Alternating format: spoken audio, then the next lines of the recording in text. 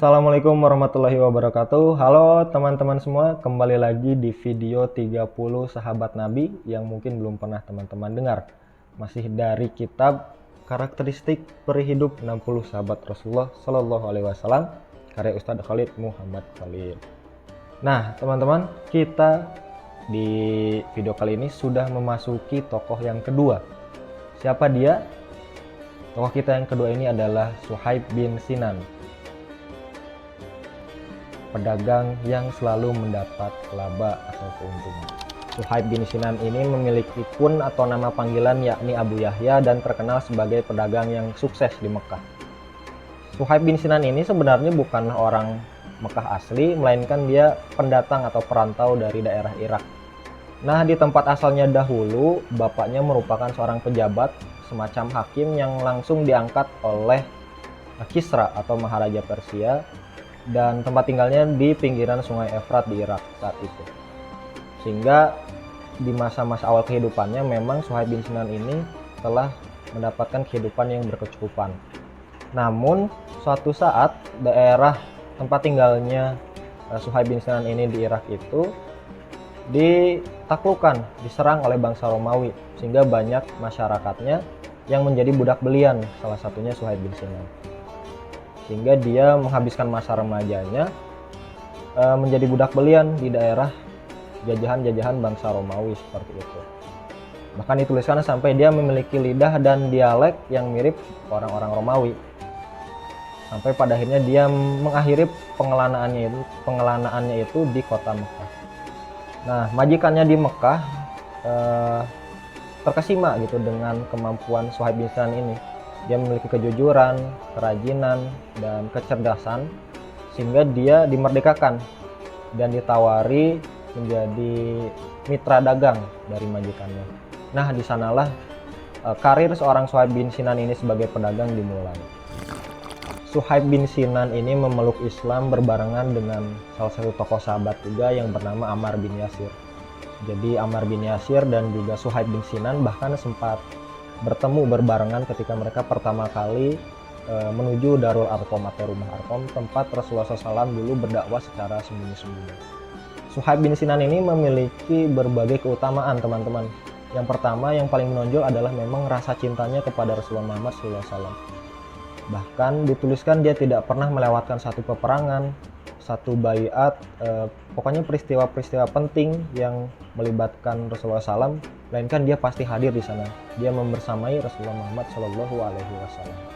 Kedua, Suhaib bin Sinan ini gemar sekali mendermakan makanan.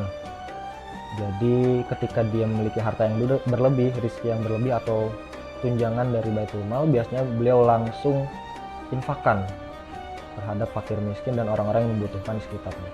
Bahkan sampai Umar bin Khattab pun sempat menegur Suhaib bin Sinan ini karena terlihat justru berlebihan mendermakan makanan.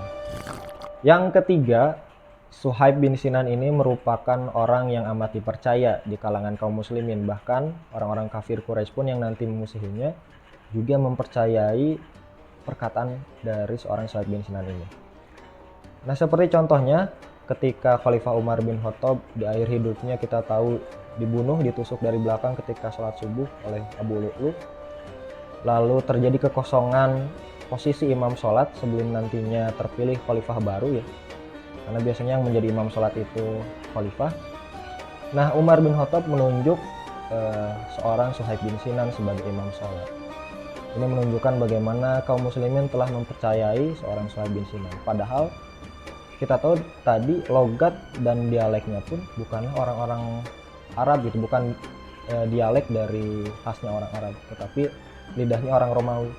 Namun penunjukan ini memberikan kepada kita gambaran bagaimana umat muslim sudah mempercayai seorang Suhaib bin Sinan. Lalu apa buktinya orang-orang kafir Quraisy juga mempercayai seorang Suhaib bin Sinan?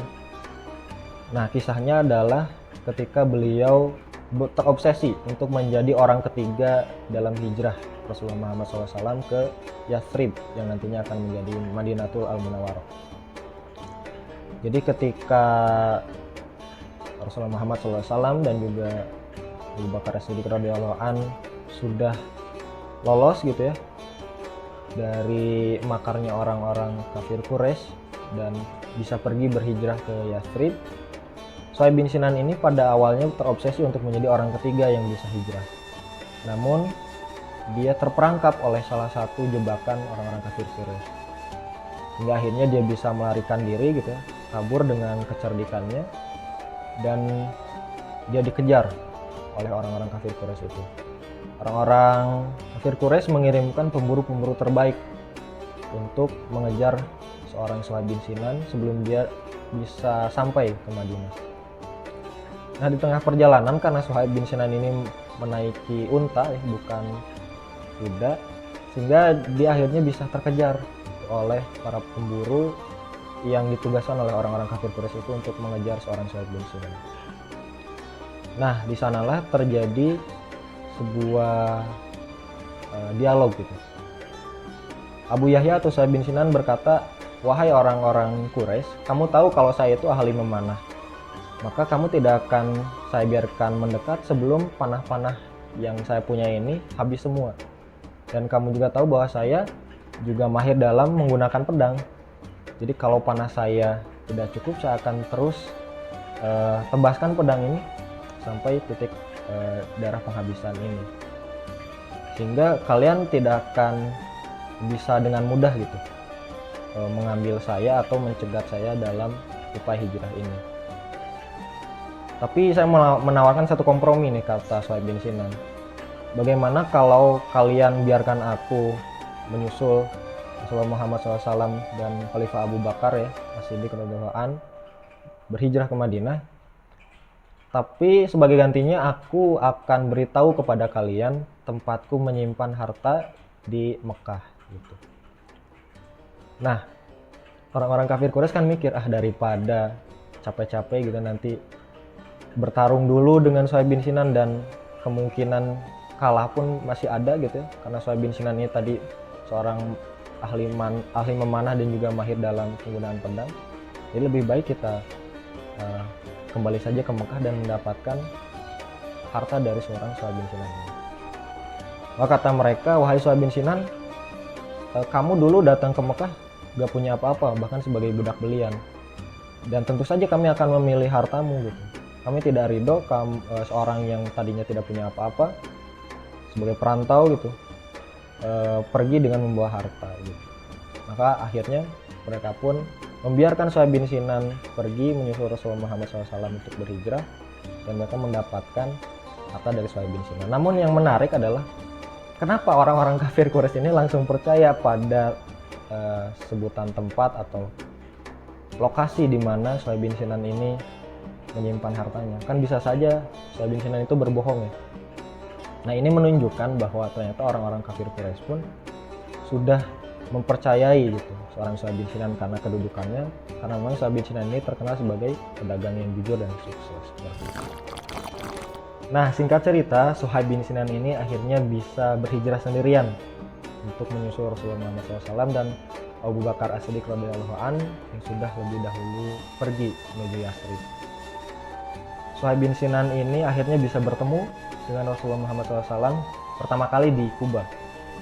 Ketika Rasulullah Muhammad bertemu pertama kali dengan seorang Abu Yahya, Suhaib bin Sinan mengucapkan salam, lalu Rasulullah Muhammad melihat kedatangannya. Wah, Rasulullah SAW amat bahagia. Bahkan beliau Rasulullah Muhammad SAW menyebutkan berkali-kali, "Beruntunglah perdaganganmu wahai Abu Yahya, beruntunglah perdaganganmu wahai Abu Yahya." Kisah hijrahnya Suhaib bin Sinan ini menjadi asbab turunnya surah Al-Baqarah ayat 207 yang menjelaskan ternyata ada di antara manusia yang rela menebus dirinya demi keridhaan Allah Subhanahu wa taala. Kita bisa bayangkan Suhaib bin Sinan, seorang perantau yang di daerah rantauannya di Mekah, dia asalnya tidak punya apa-apa, lalu dia berikhtiar sampai menjadi pedagang yang sukses dan memiliki harta yang banyak. Namun semua itu dia tinggalkan demi bisa berhijrah dan demi bisa menyusul kekasihnya Rasulullah Muhammad SAW. Itulah seorang Suhaib bin Sinan, Abu Yahya, pedagang yang senantiasa mendapat laba. Dari Suhaib bin Sinan kita bisa meneladani banyak hal. Pertama, dari kecintaannya terhadap Rasulullah Muhammad SAW, yang bahkan dia tidak pernah absen untuk membersamai Rasulullah Muhammad SAW dalam peristiwa-peristiwa penting. Yang kedua, dari kegemarannya dalam mendermakan makanan. Yang ketiga, tentu dari kejujurannya sehingga ia dapat dipercaya bukan hanya dari kaum muslimin yang mempercayainya, tapi juga orang-orang kafir Quraisy. Mudah-mudahan video ini bisa bermanfaat. Terima kasih sudah menonton. Assalamualaikum warahmatullahi wabarakatuh.